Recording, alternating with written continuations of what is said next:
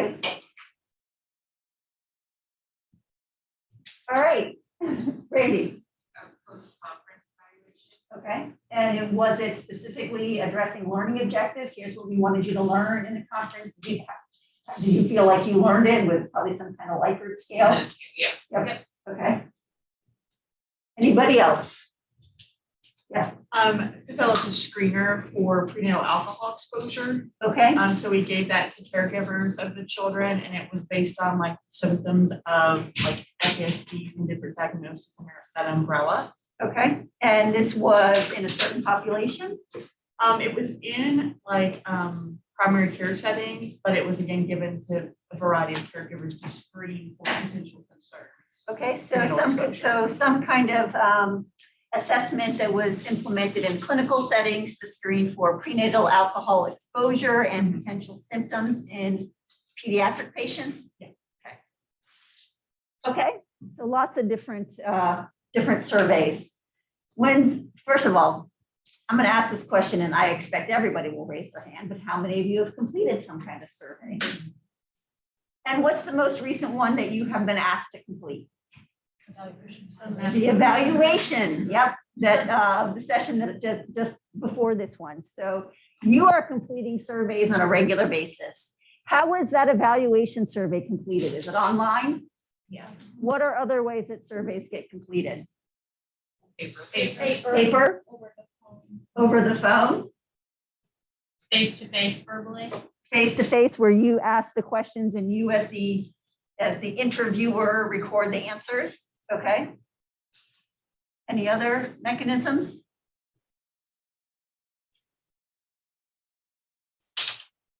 Okay, I mean that, usually computer assisted technology, somebody mentioned, email, you might email it and they're just completing it online. You email a link, they go to the link, they complete it electronically. That's a different way to reach people. You talked about mailing a survey, a hard copy. You may give the hard copy to whoever's completing the survey in a clinical setting, at a professional setting at the end of a conference, although those more often electronic nowadays. So lots of different mechanisms for actually administering surveys and answering surveys. We are going to talk about today, these are the 5 objectives, 5 bullets that I'm hoping to cover. I want to talk about characteristics of a good question. You guys are going to define a variable conceptually and operationally. We're going to practice creating questions and answers. I want to spend some time talking about the importance of pre-testing the questions that you develop for comprehension. And we're going to talk a little bit about the importance of developing a code book. Well, you guys don't know your projects yet. I've seen the projects. You haven't been assigned projects yet? Okay. We already talked about the last questionnaire, and we talked about different ways that surveys are administered.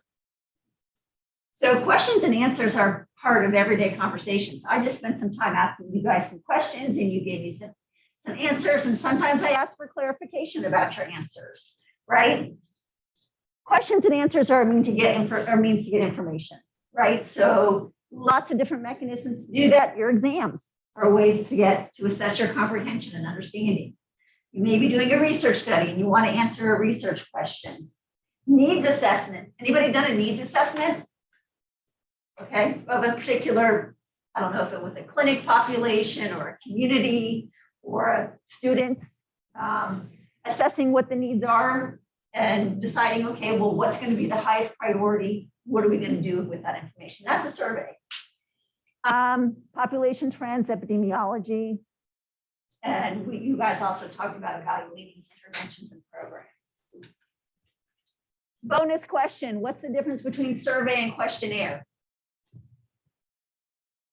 By the way, there's no points for right or wrong answers. I don't really care. It's just meant to facilitate discussion and keep you awake. It's hot in here. What's the difference? Yeah. Okay. How many of you does it mean the same thing? How many of you think there might be something different between those two things, but not sure what it is? How many of you just want me to tell you?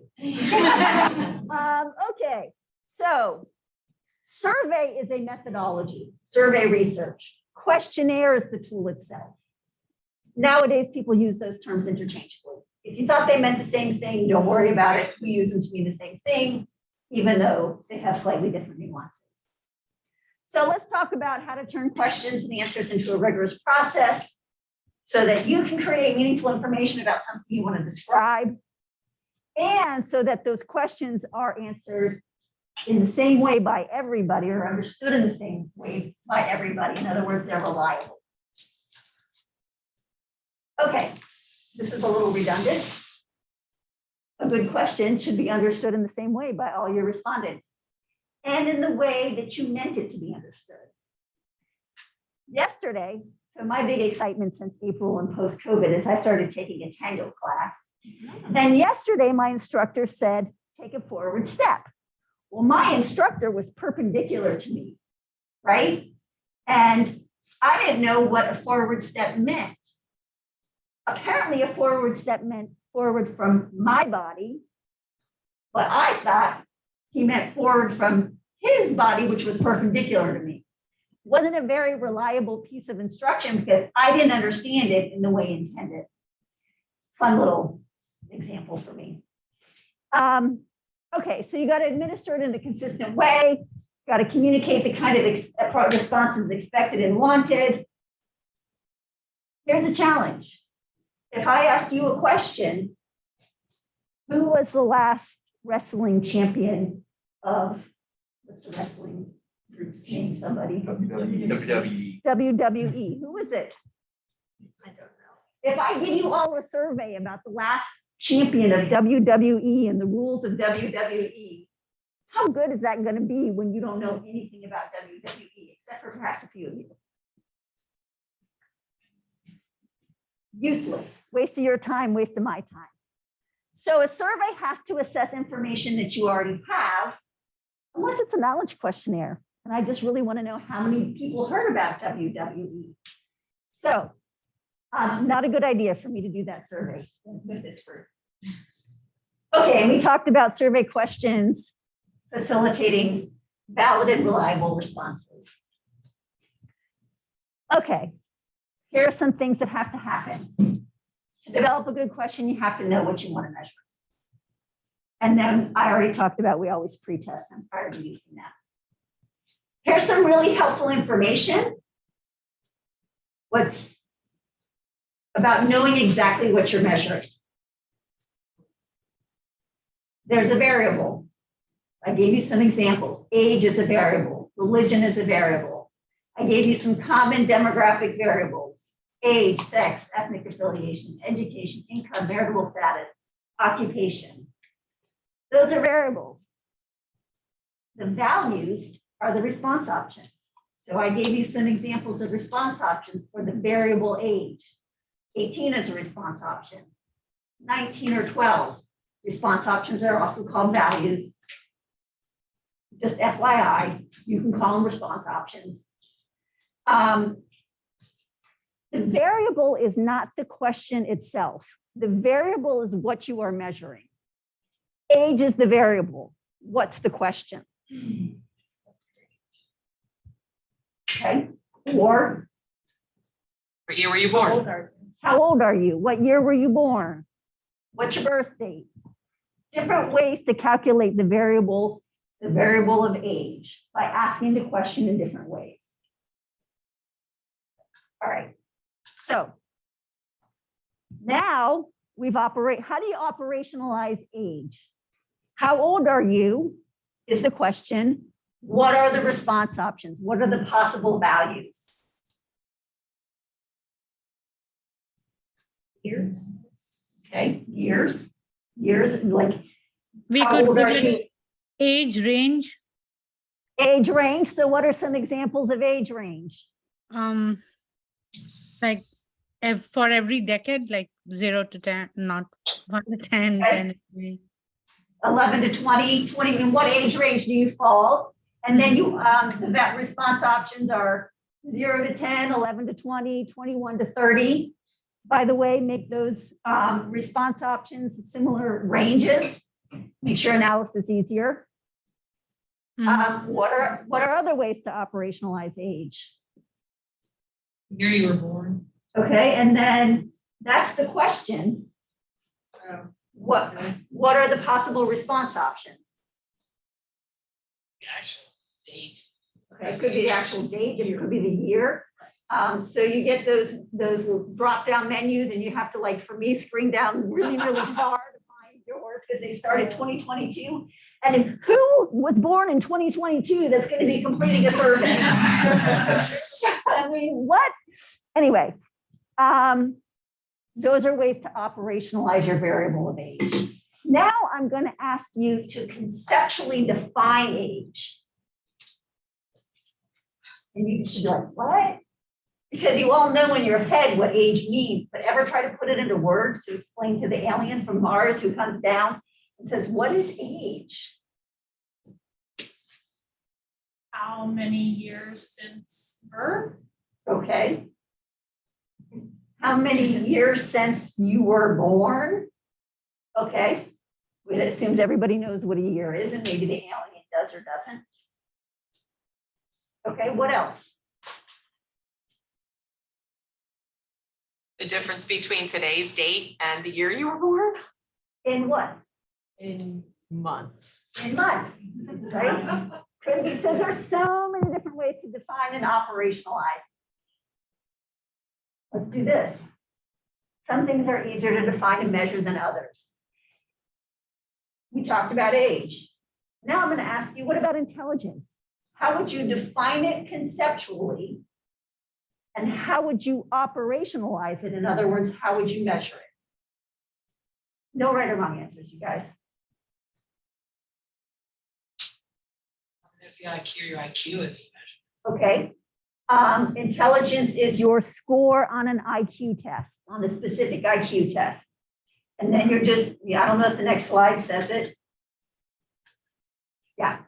Problems with operationalizing variables, whatever you think intelligence is conceptually, if you measure it with an intelligence test, it's exactly only what you measure and nothing more. It's your score on an intelligence test. You're measuring whatever that test captures. But how many things there's more to intelligence than a score on an IQ test? Right? Some people come up with emotional intelligence. What else might you come up with?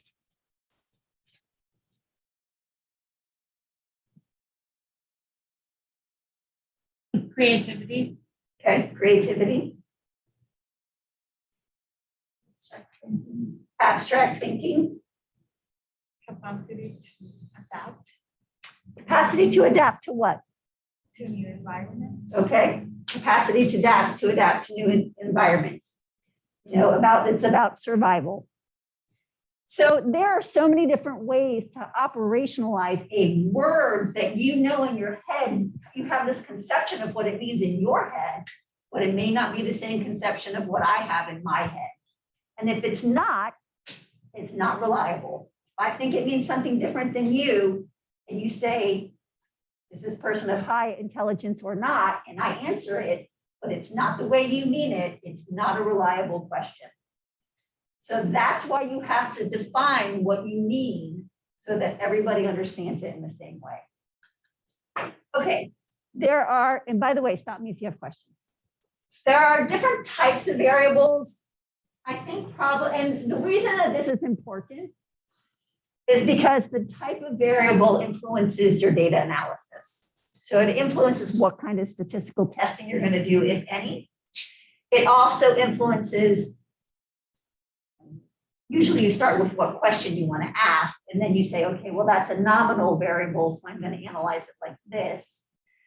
But there's two types of categorical variables, and they're listed here. One is nominal, one is ordinal.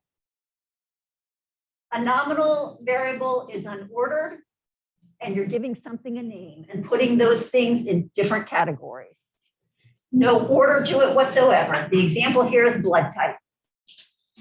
There's no way, there's no sort of order to the different types of blood types, right? They're just names given to different types of blood. So A, B, AB, etc. Ordinal has some kind of order to the variables, but there's no clear distance between those ranges. Sorry, those are values. There's some kind of order to the values, to the response options, but no clear distance between those different response options. And the example here is the pain scale with this happy face that you guys have probably all seen before, where 1 is super happy, not a problem, not in pain, all the way to extreme problem, I'm in a lot of pain. But the difference in pain between 1 and 2, which is the difference between not present, not a problem, and hardly a problem, is not necessarily the same as the distance between 5 and 6, quite a bit of a problem and very much of a problem. There's an order, but no meaningful difference between the different response options given. Those are 2 types of categorical variables. They're important to know, again, because they influence your statistical test you might do. The opposite of a categorical variable is a continuous variable. There's 2 kinds of continuous variables. It is not important to know the difference between an interval and a ratio continuous variable. Just know that continuous variables can take on a range of options, a range of response options, and the distance is meaningful between those different values. So if I say, how old are you in years? That's a continuous variable. The distance between 1 and 2 is the same as the distance between 2 and 3. That's another reason I say make your ranges the same. Okay, so the distance between 7 and 8 is the same as the distance between 34 and 35. And that's a continuous variable. Questions about that? Know the difference between a categorical and a continuous variable. It influences your data analysis and the way you ask your questions. In general, best to measure things at the highest level possible because you can collapse after you collect the data. I can collapse strongly agree and agree into one category of agree, but I can't uncollapse agree into any kind of meaningful differences between strongly agree and agree. Okay, here we go. Practice time. You want to survey your cohort, past cohorts, about study habits. You are going to create a conceptual definition for study habits. What does that mean? What does it mean to create that conceptual definition?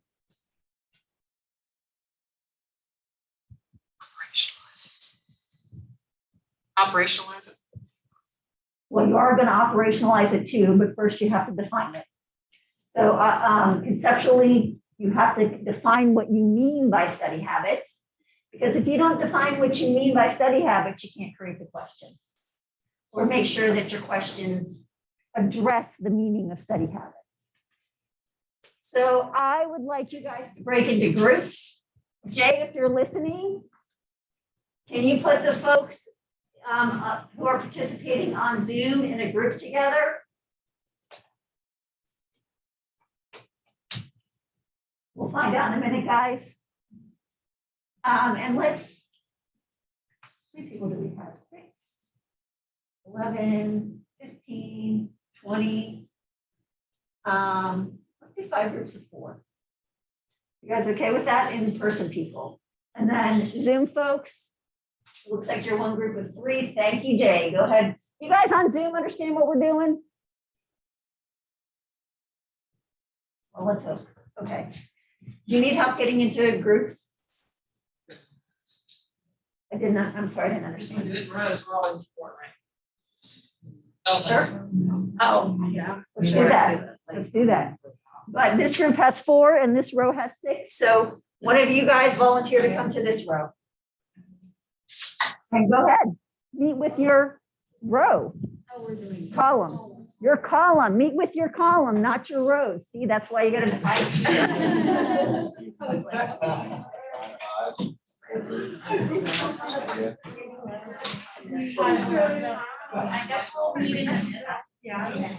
So Leah, you gotta jump into, and Bola, you guys gotta jump into your Lend room or your Zoom room. Feel free to move anything. So here's your first attempt at creating a survey. You're gonna define study habits and you're gonna create two values in response, or variables, questions, and response options. Are we good? Are we good over? Yeah. Do we think that like it qualifies as a study habit? If you like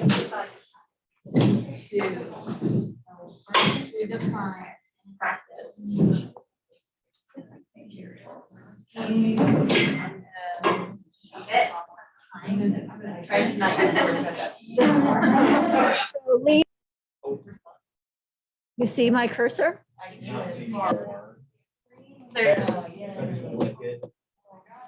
Holy cow.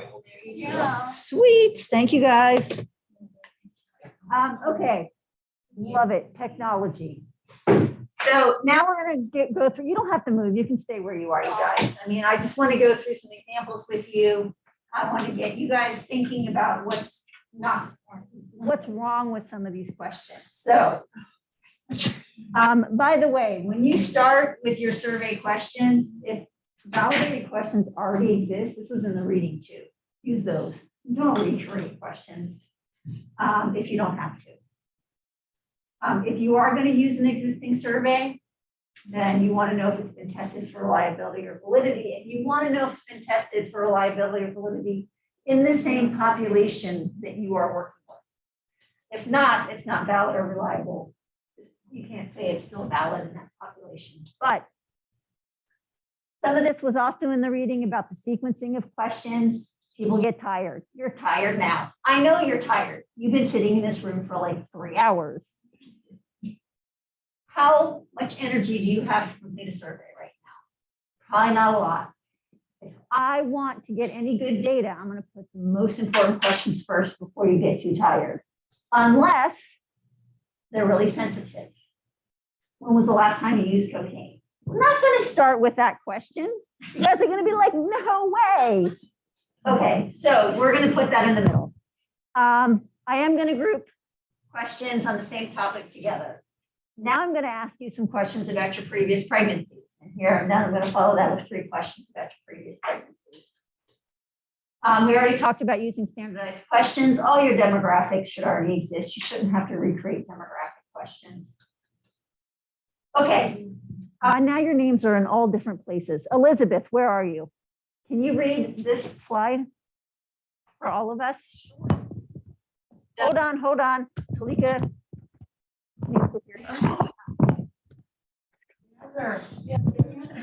Oh, let's do that.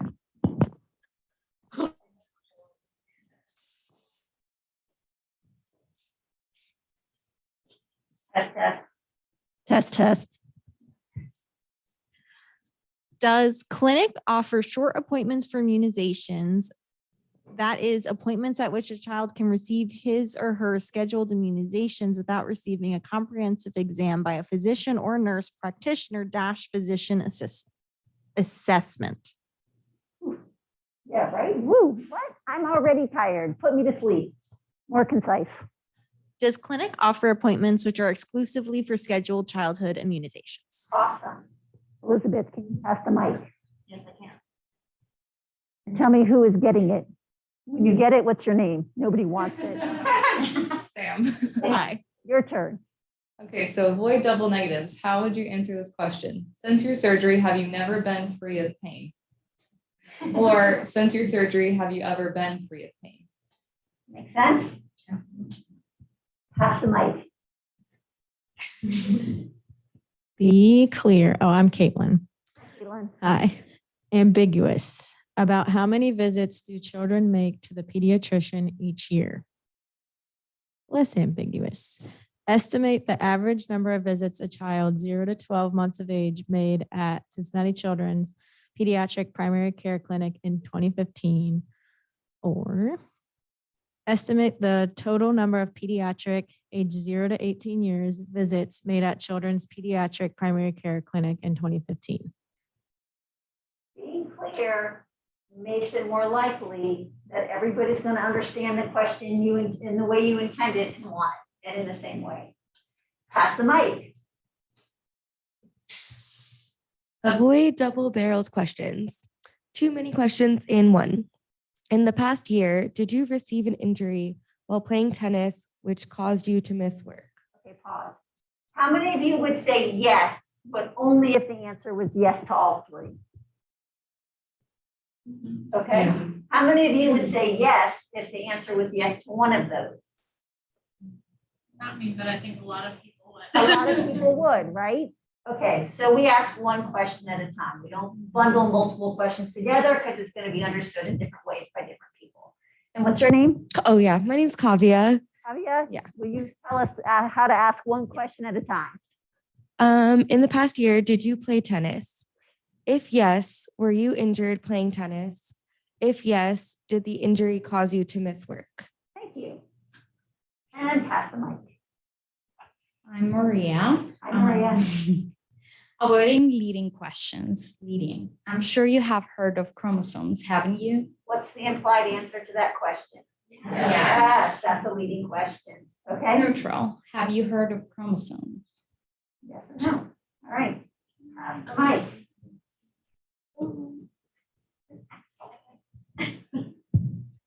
The name is Griffin. So use local, culturally appropriate language. Do these mean the same thing? Yesterday, did you have a Coke? Yesterday, did you have a carbonated beverage? How many of you think they mean the same thing? Not. No? I can't mean the soft drink. Where are you from? Louisville. See? Yep. I lived in Atlanta for 6 years. Battle about what they call beverages. So Like it's I- Sprite is a Coke. See? It's not Coca-Cola? It is Coca-Cola, but it depends on where you're from. That's why I said culturally appropriate. In Atlanta, well, that's the question. Where is your survey being administered?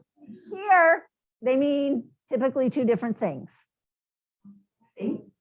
But in other parts of the US, they mean the same thing, like in Louisville, like in Atlanta, where I used to live, which is the home of Coca-Cola. Anyway, who'd have thunk? Okay, thank you, Chris. So I'm guessing a better way to ask is yesterday, did you have a carbonated beverage? Depends what you're trying to Or- capture. Okay. Yeah. Because now there's so many more options for carbonated beverages. State reference for comparison. No reference. Has your appetite improved? Reference. Has your appetite improved since your gallbladder surgery? Okay. Maggie. I don't know if I said Thanks, that. Sorry. All right. Can you read these? Yeah, it's not as fun as Okay. Additional considerations are reading level, anchoring questions in time and place, and parallel construction. So question stem should match response options. Let's look at something. Oh, by the way, in general, when you're administering a survey with the general population, you want your survey at the 8th grade level, unless you have a valid reason to make it higher. If you're surveying physicians, it does not need to be at 8th grade level. And there may be, if you're surveying kids, you don't want it as high as the 8th grade level because they haven't gotten to 8th grade. So, or you might be working with individuals with developmental challenges who then you have to figure out, how are you going to do this? Is it going to be verbal questions and answers? Okay, so who's got the mic? I'm Ramya. Okay, Anchor question. Did you receive a survey about genetic testing? okay, and how would you anchor? And did you say it's Ramya? Ramya. Okay, how would you anchor this question? What's needed to be able to answer this? You can throw a lifeline and have anybody help you.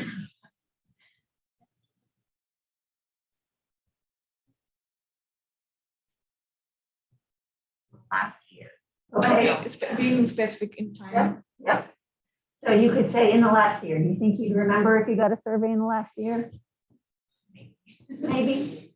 Probably wouldn't be very reliable because people wouldn't remember it. But you might say, did you receive a survey about genetic testing in the past week? That's a way to anchor it. We could also ask an additional question about where the survey came from, because Yeah. they might have received it from somewhere else, but not from this person. Sure, yep, absolutely. Thank you. Talika, because you don't know what survey I'm asking about unless I tell you perhaps where it came from. Did you receive a survey from the Division of Human Genetics about your visit that on September 1st, since your visit, something like that? That's too wordy, but you get the idea. Okay, who's got the mic? Okay, what's your name? Katie. Katie? Yep. All right. Read it. Yep. Okay. Not parallel construction. Which of the following best reflects your knowledge about BRCA testing? I know nothing about BRCA testing. I know a little about BRCA testing. I'm moderately informed. It's BRCA, right? I call it BRCA, I'm like- but the media calls it. Like my brain is like We something's not call it right. BRCA. BRCA testing. I know a lot about BRCA testing. Mary Claire King, who discovered the BRCA gene, calls it BRCA. Okay. All the industry, the testing companies call it BRCA or BRCA. I call it BRCA. Anyway, parallel construction. If I go back and tell you what it means, it is the question stem should match the response option. So which one of these does not match? It's like Sesame Street. One of these things is not like the other. Moderately. I am moderately informed because everything else starts how? I know. I know. And the question is about what? Your knowledge. Knowledge. So know and knowledge go together. So how would you change that third response option to make it parallel construction? I know a moderate amount about. I know a moderate amount about BRCA testing. Yes. Oh, this is it. This is the example. So this is parallel. Okay, pass the mic. My name's Bethany. Bethany. Not parallel wording. Please indicate whether you think you would undergo BRCA testing. 1, very likely. 2, somewhat likely. 3, not likely. What doesn't match here?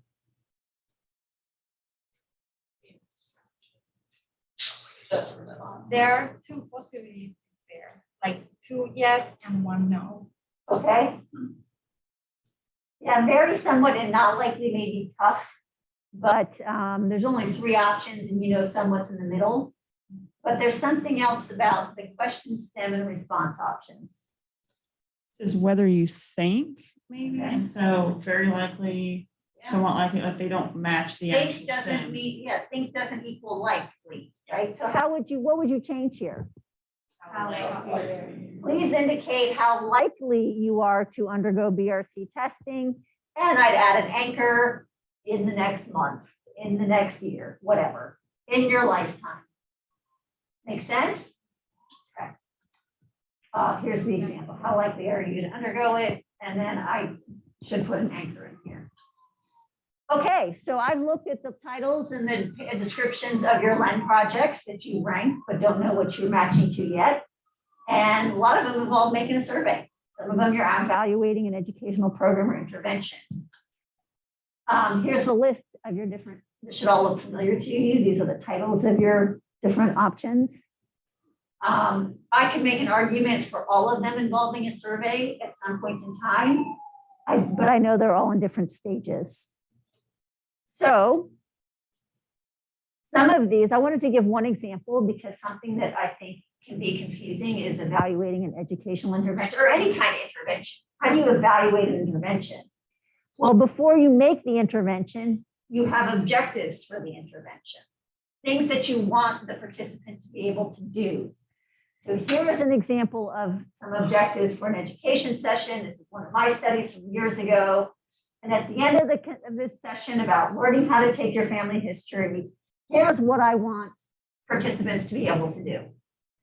So now I'm going to create a survey at the end of the intervention to see if I met these objectives. So let's take bullet number 3, explain how to access the Surgeon General's My Family Health Portrait. That's the family history tool we're using the internet. And that's my objective number 3 that they have to be able to explain. And my questions are for the participant. I feel I had enough training to find this tool on the internet. Yes, maybe no. Do you feel you could teach a family member how to access this tool on the internet? Oh, that's not parallel construction, is it? It is not. See, I screw up a lot. Okay, but it's an example of how you evaluate an objective. All right, let's take a break. And let's come back in 5 minutes, and we're going to come back to your surveys. When you get back, you can start working in a group to say, do I want to change any of my questions? Spend 5 minutes deciding if you want to change any questions, and if so, how. Hello, hello, hello. Hello. I think maybe Oh, not hello. everyone has access. Let's go back to our same groups. Take a look at your questions and response options. See if you want to change anything, make those changes. And I'm going to give you just a couple minutes to talk about it, and then we're going to break into different groups. Would you mind like editing? I saw you had them like.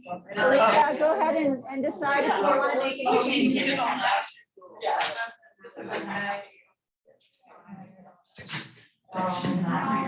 Okay, so our definition.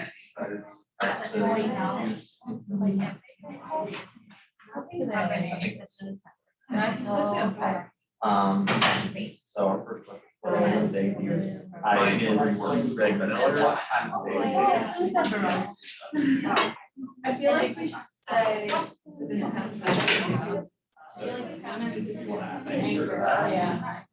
No, so. That would be great. 1991, so say 2010, do we want to look at actually go like well,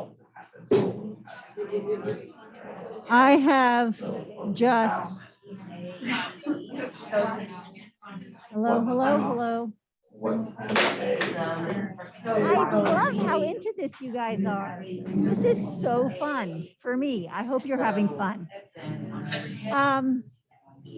A heads up, I do want to share with you one final thing, and then you are welcome to come back to this. You are welcome to go back to your original groups and decide how you want to revise your question, or you're welcome to go done for the day. Sorry,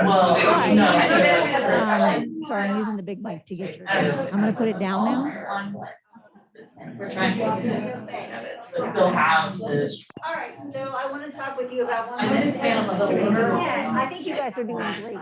The goal is that you get this general I think it was and you at least know how to start when you make your survey questions. Start by saying, okay, you measure, you find it, and start making some questions.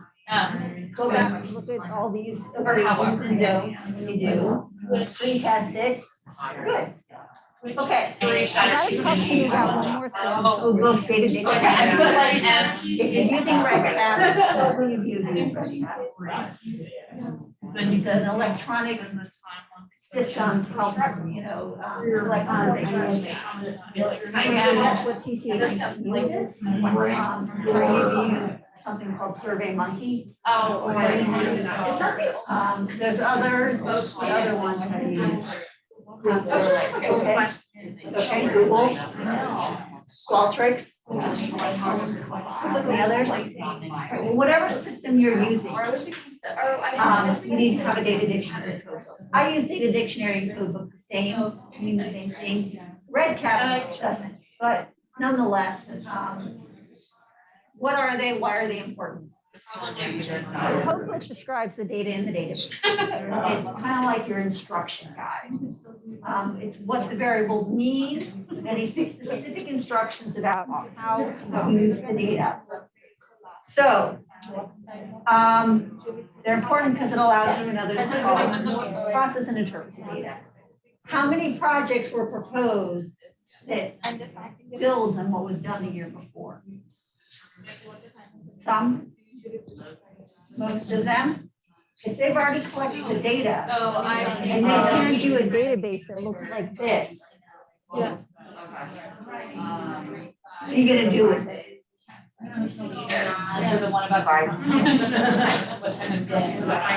don't know. But if I hand you a database that looks like this from the project I worked on last year, and I give you instructions as to what the data in that database means, then it's gonna be much easier for you guys to pick up that that you guys taught last year.